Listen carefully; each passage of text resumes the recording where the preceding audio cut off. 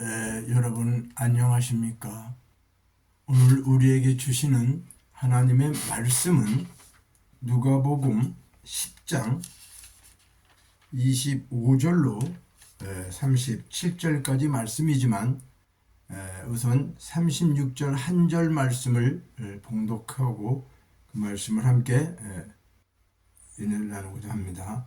36절 내 생각에는 이 세 사람 중에 누가 강도 만난 자의 이웃이 되겠느냐. 먼저 마지막 절을 이렇게 말씀드렸는데 어떻습니까? 올해는 또 특별히 추석 연휴가 상당히 길었지요. 한 열흘 정도 10월 3일 개천절 또 10월 9일 한글날 추석 명절 이것이 일시에 이루어지다 보니까 좀 휴무 기간이 좀 상당히 길었던 걸로 됩니다. 그리고 이웃과 많은 말씀들을 나누면서 추석 한가위 잘 보내라 이렇게 이웃들과 대화를 많이 했는데 사실 오늘 이 성경에 강도 만난 자의 이웃이라는 말씀이 등장하고 있어요. 예수님께서. 자, 그러면 이것을 통해서 우리가 오늘 깨달아야 하는 것은 어떤 한 율법사가 예수님께 와서 질문을 하면서 내 이웃이 누굽니까? 이런 이야기가 되면서 예수님께서 비유를 통해서 지금 말씀하고 있는 본문입니다. 자, 본문은 율법사와 예수님과의 대화를 통해서 물론 강도 만난 자의 이웃이 누구냐 하지만 저는 여기서 내 이웃은 누구신가? 우리가 이웃이라고 이야기하는 그 이웃은 누구인가?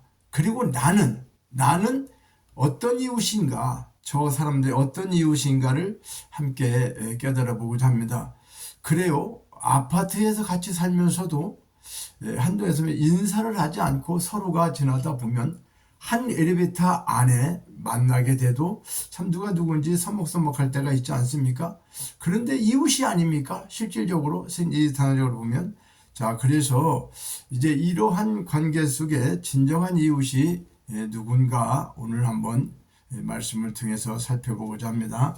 자, 25절에 보니까 이런 말씀이 있습니다. 어떤 율법 교사가 내가 무엇을 하여야 영생을 얻으리까? 자, 예수님께 찾아온 율법사가 내가 무엇을 해야 영생을 얻으리까? 자, 이 질문이 맞는 질문입니까? 틀린 질문이죠. 왜 그렇습니까?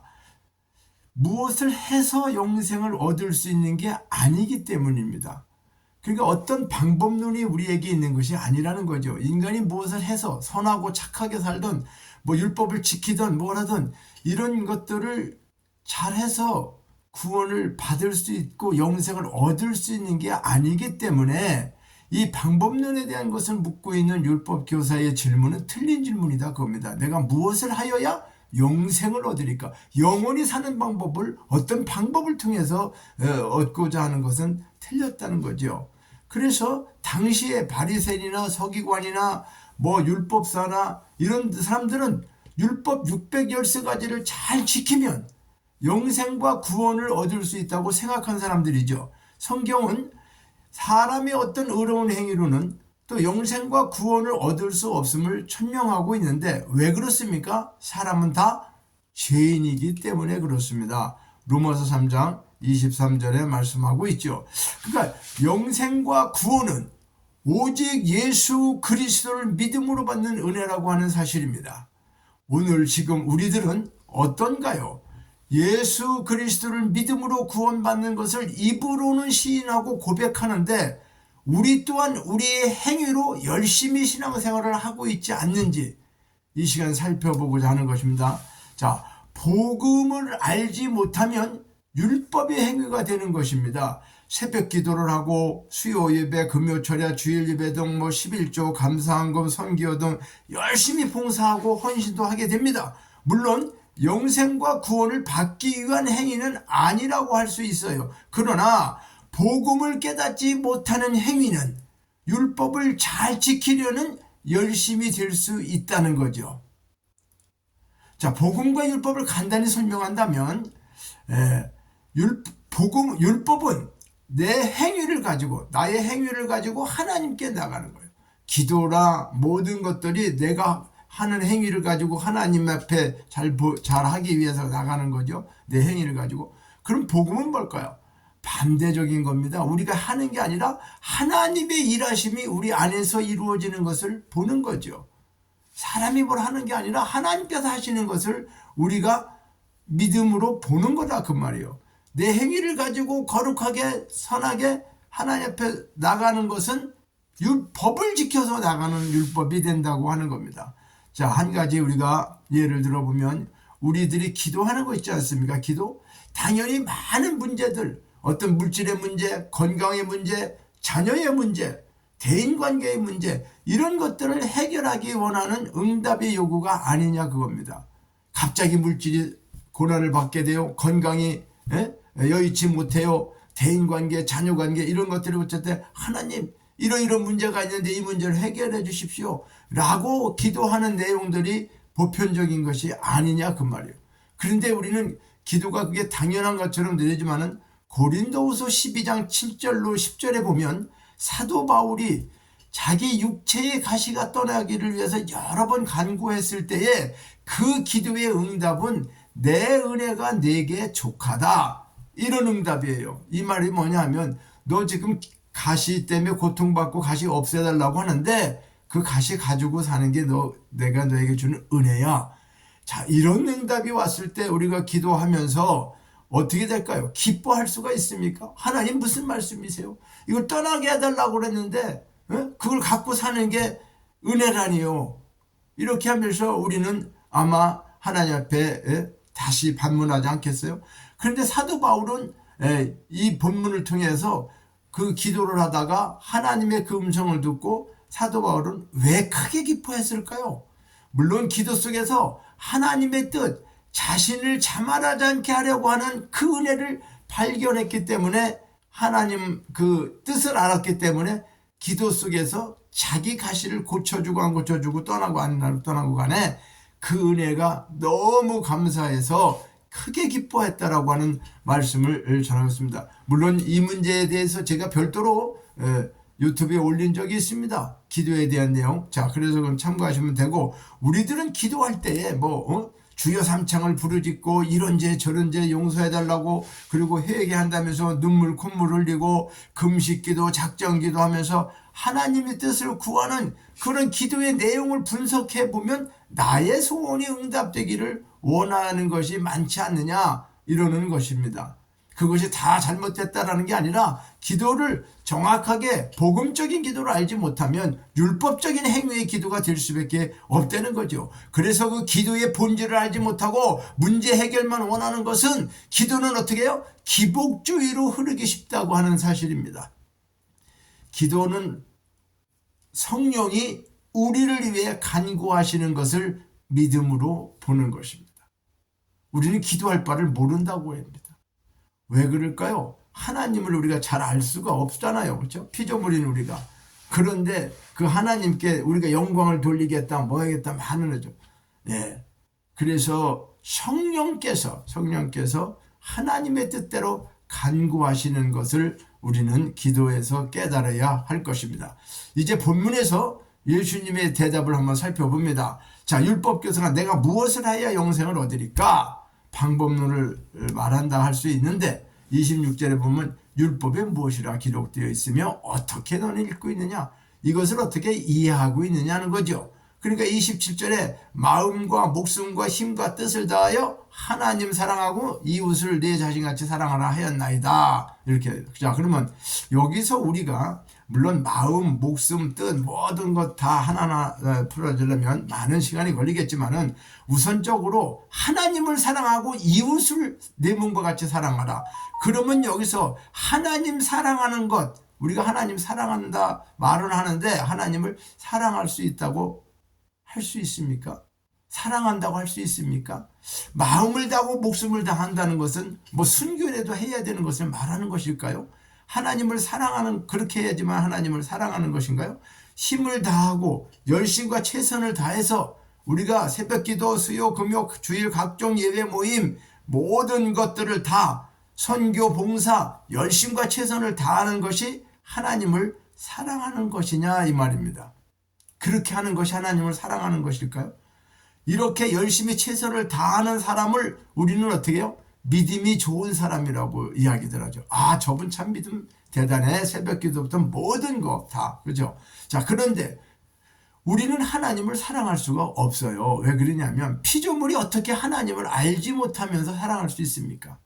하나님이 영이시고 볼 수도 인식도 못하면서 사랑한다? 말 자체가 안 되는 거죠. 그렇죠? 그러므로 율법적으로 다가가서 내 행위로 열심히 최선을 다하면 그것이 사랑하는 것으로 착각할 수 있다는 것이죠. 율법을 지켜 의로워지려는 행위는 율법의 행위죠. 그것은 하나님께서 받아들이는 것이 아니잖아요. 내가 율법을 지켜서 의롭게 되려고 하는 그런 행위는 하나님이 원하는 행위가 아니라고 하는 사실이죠. 그러면 하나님을 사랑하는 방법은 무엇보다 먼저 예수 그리스도를 영접해야 되는 거예요. 왜 그럴까요? 창세기 첫째 날 빛과 불과 그 예수의 생명을 우리 안에 주셨을 때에 그 하나님의 그 사랑을 갖고 하나님을 사랑하게 되는 것인데, 이것은 우리가 행위로 하는 것이 아니라 하나님을 사랑하게 된다는 것은 예수를 영접하면 내가 예수 안에, 예수가 내 안에, 그러면 예수님은 하나님 안에, 하나님은 예수님 안에, 그 하나님 우리 안에 있기 때문에 이것은 자연히 어떻게 해요? 자연히 사랑이 이루어지는 것이라고 하는 거죠. 이해가 되셨는지 모르겠습니다. 내 행위로 율법을 열심히 지키는 것이 아닌 내 심령 안에 하나님의 사랑이 그리스도와 연합된 자들에게 차고 넘쳐서 그 하나님의 사랑이 부음받을 때에 그 사랑이 흘러 넘쳐 이웃을 사랑하게 된다는 거예요.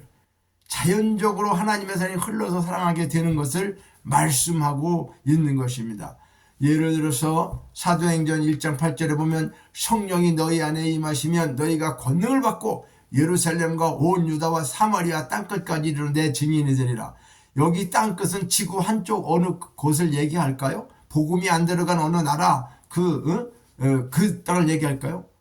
땅끝은 우리 심령 마음의 땅을 이야기하고 있다. 그러니까 우리 심령 마음 땅이 성령으로 충만해지는 하나님의 사랑, 그리스도와 연합된 자들에게 충만한 상태가 되면 그 사랑이 흘러넘쳐서 땅끝까지 내가 먼저 채워지고 이웃에게 하나님 사랑이 흘러가게 된다는 사실입니다. 자, 본문을 율법으로 보면은 강도를 당한 사람을 제사장도 레위인도 피해갔다고 그래요. 그래서 사마리아 사람이 그를 도와주는 착한 행실을 본받아 우리도 어렵고 불쌍한 사람을 보면 도와줘야 한다. 선한 일을 함으로 하나님을 사랑하고 이웃을 사랑하는 것으로 만약에 생각만 한다면 율법적 행위가 되는 거 아니겠습니까? 자, 저 어려운 사람을 다 몰린 척하고 갔는데 우리는 그런 사람 만나면 정말 사랑해주고 도와줘야 됩니까? 사랑해줘야 되는 거 맞습니다. 그러나 그것이 하나님을 사랑하는 것이 아니라는 거예요. 그런 일을 함으로써 그 일을 하지 말라는 게 아니에요. 당연히 어렵고 힘든 사람을 우리가 도와주고 해야 되는데 그것이 내가 이런 일을 해서 내가 많은 고아원들을 고아를 이렇게 많이 했기 때문에 나는 하나님 앞에 큰일을, 그런 일이 아니라고 하는 사실이에요. 결론적으로 등장하는 인물 중에서 강도당한 사람, 제사장, 레위인, 사마리아인, 강도는 뭐예요? 악한 무리죠. 그렇죠? 강도당한 사람 바로 누굴까요? 오늘 여러분과 제가 강도당한 사람이라는 것입니다. 제사장과 레위인은 뭘 말합니까? 율법을 말하는 거죠. 그러면 사마리아인은 누구를 말하는 걸까요? 예수 그리스도를 말씀하고 있는 겁니다. 강도당한 사람이 저와 여러분이라는 사실을 우리는 기억해야 합니다. 강도 만났다는 것은 다 빼앗기고 없다는 것, 이걸 먼저 알아야 합니다. 우리는 사실 다 빼앗기고 죽음 직전에서 사마리아인과 같은 예수 그리스도를 만나 영생을 얻고 구원받은 사람들이라고 하는 사실입니다. 우리가 무엇으로 이웃을 돕고 하나님을 사랑할 수 있겠습니까? 성경의 앞뒤 문맥을 잘 보게 되면은 이 본문 앞에 9장에서는 큰 자와 작은 자에 대한 말씀, 또 10장에서는 70인 제자를 파송한 후에 그들이 돌아와서 보고하는 내용, 율법사와 영생에 대한 말씀으로 강도 만난 자의 이웃에 대한 말씀을 지금 하고 있는데, 이어서 또 이거 지나고는 마르다와 마리아에 대한 말씀이 나와지고 있습니다. 제자들에게 큰 자라고 하는 것은 예수를 영접하고 그를 보내신 자, 하나님을 영접한 자가 큰 자라고 하는 거예요. 중국에서 뭐 큰 일을 한 사람이 큰 자가 아니라는 거예요. 예수 생명이 내 안에 충만해지면 가장 큰 자인 것이라는 거죠. 또한 70인의 전도가 이웃을 사랑하는 것을 말씀하고는 있습니다. 영생이라는 건 뭡니까? 요한복음 17장 3절에 보면 유일하신 참 하나님과 그 하나님께서 보내주신 예수 그리스도를 아는 것이다. 여기서 아는 것은 지식적으로 아는 것만을 얘기하는 게 아니에요. 체험해서 아는 것을 말씀하고 있습니다. 예수를 영접하고 그분과 연합되어서 하나님의 사랑을 간직한 자가 예수를 따라가고 그 사랑 전해지는 것이 이웃사랑이다. 그 사랑이 어떻게 간직하는가? 첫째는 말씀을 먼저 듣고 깨달아야 한다는 것이죠. 자, 그 사랑으로 내 의식이 깨어지는 것이 회개라고 합니다. 무슨 말씀입니까? 율법적 말씀으로 있던 자가 그 말씀이 복음의 말씀으로 깨달아져야 되고, 그 복음의 말씀으로 내 의식이 깨어졌을 때, 복음은 너는 강도 만난 자야. 내 안에 아무것도 없어. 자신의 의식이 깨어지고 내 열심으로 하는 것은 율법이었구나. 이러한 사실을 알게 되는 것, 이것을 우리가 실질적으로 복음을 깨달았다고 하는 거죠. 그러니까 예수 그리스도의 이름이라고 하는 것은, 그 이름을 우리가 믿는다고 하는 것은 쉼과 맴을 합친 쉔을 이름이라고 하는데, 쉔, 히브리어에서 쉼과 맴을 합치면은 이것이 이름이다, 쉔이다. 불과 말씀, 쉔, 이름을 통해서 하나님께서 우리에게 자신을 보여주시는 것입니다. 자, 그러니까 예수의 이름, 빛과 불과 진리의 말씀이 내 안에 들어오게 되면 꺼지지 않는 기름이 넘치어서 이것이 그리스도의 사랑이 넘치게 된다. 그러니까 말씀을 통해서 내 자신을 보게 될 때에 선악의 율법 체계를 보게 되는 것이 아니라 나를 불쌍히 여겨달라고 하는 세리와 창기처럼 회개하게 되며, 그것이 기도이며 말씀과 기도로 거룩해진다고 하는 것은 내 안에서 그 사랑이 넘쳐 이웃으로 흐르게 되는, 그래서 기도는 말씀을 듣고 나를 보고 엎드려 회개하는 것이다. 무슨 말씀입니까? 바리새인과 서기관들은 나는 뭐 일주일에 몇 번씩 금식하고 11조도 내고 뭐도 하고 자기들 행위를 거룩한 척하고 주님한테 말씀드렸지만, 창기와 세리들은 나는 아무것도 할 수가 없고 기도할 수 있는 자격도 없는 사람입니다 라고 자기를 돌아보면서 한탄했을 때에 하나님께서는, 예수님께서는 그 누구의 기도를 더 받으셨습니까? 세리와 창기의 기도를 연락하시게 되었다는 거죠. 자, 그리고 우리는 열심히 하면 할수록 마음이 공허할 때가 있습니다. 왜 그렇습니까? 율법을 하기 때문에 그렇습니다. 이 비유가 다음에 나오는 마리아와 마르다가 나오는데 10장 38절과 42절에 보면 마리아처럼 말씀을 먼저 듣고 이후에 마르다의 역할을 해야 돼. 자, 예수님이 온다니까 마리아는 예수님 앞에 가서 예수님 말씀을 듣고 있는데, 마르다는 어떻게 했어요? 부엌에 가서 뭐 하기가 바빴어요. 대접하기. 당연히 그런 거 해야 되지 않겠어요? 그런데 여기 마르다라고 하는 뜻은 여관, 여주인, 이웃을 돕는 이런 것으로 나오는데, 네가 그렇게 하는 것이 여러 가지로 분주한 것을 안다. 그러나 그걸 다 내려놓고 말씀을 먼저 들어라. 예수님께서는 한 가지만 하라는 것이 뭐 음식을 한 가지만 준비하라는 것이 아니라, 네가 분주하고 복잡한 거, 우리도 생활 속에서 너무나 분주한 것들이 많지 않습니까?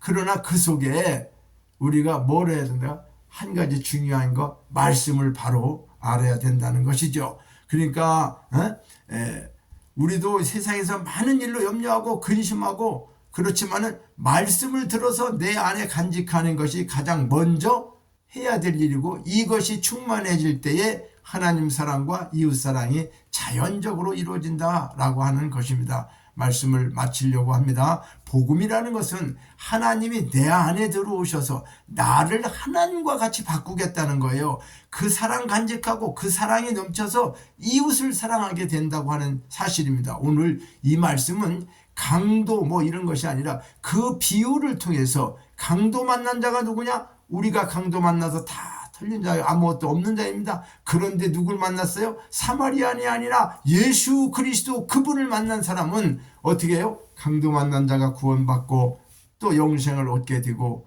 하는 것처럼 우리가 예수 그리스도 그 사랑을 흘러 넘치면 그 사랑이 하나님 사랑과 이웃을 사랑하는 그런 결과를 갖게 된다고 하는 사실인 것입니다. 이 사실을 통해서 오늘 이 시대에 우리가 물론 선하고 착하게 살아야 되는 것은 당연한 것입니다. 그러나 그것이 하나님을 사랑하고 그것으로 구원받고 천국의 상이 크고 이러한 모든 것, 그런 것은 아니라고 하는 사실입니다. 가장 먼저 해야 될 일은 예수 그리스도를 영접했다, 내 안에 모셨다라고 한다면 창세기 첫째 날 빛이 들어와서 그 사랑의 빛이 일곱째 날까지 이어지는 과정을 통해서 우리가 온전히 하나님의 사랑이 나와 어떻게 해요? 하나가 되고 연합되었을 때 그 사랑이 흘러서 저 이웃까지 흘러게 돼서 죽어가는 영혼들을 구원하게 되는 그러한 일을 하나님께서 우리를 통해서 드러내고자 한다고 하는 사실이 복음의 말씀이라고 하는 사실을 기억하시기를 간절히 바랍니다. 감사합니다. 다음에 또 말씀을 증거하겠습니다.